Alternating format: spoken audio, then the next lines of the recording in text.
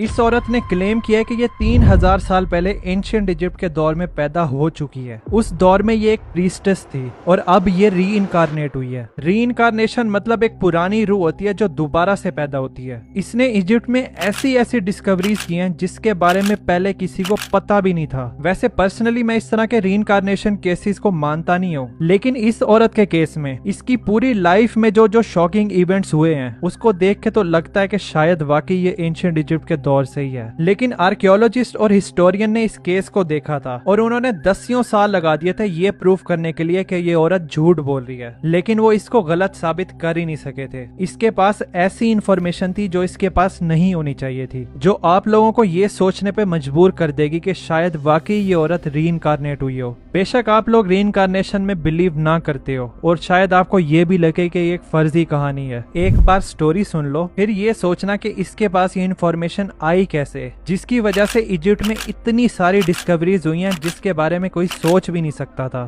Start करने से पहले चैनल को सब्सक्राइब कर देना। इसका नाम था डॉर्थी ईडी। ये 1904 में लंदन की एक मिडिल क्लास फैमिली में पैदा होती है। ये अपने माँ बाप की इकलौती बच्ची थी। जब ये 3 साल की थी तो ये अपने घर की सीढ़ियों से गिरी थी और बेहोश हो गई थी। पेरेंट्स डॉक्टर को बुलाते हैं और डॉक्टर चेक करके बोलता है कि ये तो मर गई है। इस इंसिडेंट के सिर्फ 1 घंटे बाद जब डॉर्थी के पेरेंट्स इधर उधर होते हैं, डॉर्थी खड़ी होती है, अपने रूम में चली जाती है और खेलना शुरू कर देती है। पेरेंट्स और डॉक्टर रूम में आते हैं। वो लोग शॉक हो जाते हैं इसको जिंदा देखकर, बल्कि पेरेंट्स तो गुस्सा करते हैं डॉक्टर पे कि भाई तू किस किस्म का डॉक्टर है, जिंदा बच्ची को डेड डिक्लेयर कर दिया। डॉक्टर कसम खाता है कि वाकई ये उस टाइम मरी हुई थी। इस इंसिडेंट के कुछ अरसे बाद ही डॉर्थी के बोलने का अंदाज अजीब हो जाता है, मतलब उसका एक्सेंट चेंज हो जाता है। डॉक्टर्स और स्पेशलिस्ट ये बोलते हैं कि डॉर्थी फॉरेन एक्सेंट सिंड्रोम से सफर कर रही है और ये बड़ा कॉमन होता है उन लोगों में जिनको बहुत बुरी हेड इंजरी हुई हो। इसके अलावा डॉर्थी अपने पेरेंट्स को एक ख्वाब के बारे में बता रही थी जो बार बार इसको नजर आता था। वो बड़े बड़े पिलर वाली बिल्डिंग के बारे में बताती है और साथ ही वो एक खूबसूरत से गार्डन में होती है। उसको वो गार्डन बहुत ज्यादा पसंद होता है। उसके फूलों के बारे में बताती है और बताती है कि वो अपने दोस्तों के साथ वहां पर है। डॉर्थी सिर्फ 4 साल की बच्ची होती है और वो इस जगह को अच्छे से एक्सप्लेन कर ही नहीं पा रही थी और ना ही उसको ये पता था कि ये जगह है किधर। बस वो इस गार्डन के पीछे पागल थी जो ख्वाब में उसको बार बार नजर आ रहा था और वो हर वक्त इस गार्डन के बारे में बातें करती रहती थी।